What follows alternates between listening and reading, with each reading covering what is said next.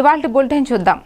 కాకినాడ జిల్లా ముమ్మిడివరం నియోజకవర్గం తాళరేవు మండలం నేలపల్లి పంచాయతీ గ్రామంలో వైసీపీ భవిష్యత్తు కార్యాచరణపై సమావేశం జరిగింది. మండల వైసీపీ కార్యదర్శి కాదా గోవింద కుమార్ అధ్యక్షతన జరిగిన ఈ కార్యక్రమానికి జడ్పీటీసీ దొమ్మేటి శామ్యూల్ సాగర్ ముఖ్య అతిథిగా హాజరయ్యారు.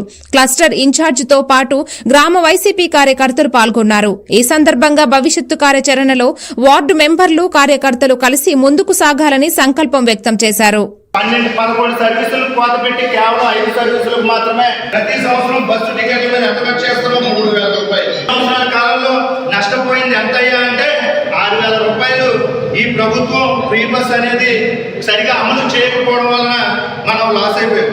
అలాగే 50 ఏళ్లకే పెన్షన్ బీసీలకు కానీ ఎస్సీలకు కానీ 40 ఏళ్లకే 50 అని మనం వాళ్ళకి వివరించవలసిన కార్యక్రమం ఈ బాబు షూరిటీ మోసం గ్యారెంటీ కార్యక్రమం. మనం ఇంటికి వెళ్ళినప్పుడు ప్రతి ఒక్కరి చేతుల్లో ఈరోజు స్మార్ట్ ఫోన్ అనేది ఉంటుంది. ఆ స్మార్ట్ ఫోన్లో గూగుల్ క్రోమ్ కానీ క్యాంప్ సైట్ ఒక పేజీలో ఓపెన్ అయ్యి చివరిలో ప్రభావం మోసాల వల్ల మీకు కలిగిన నష్టం ఎంత అనే ఒక ఆప్షన్ కనబడుతుంది మనకి.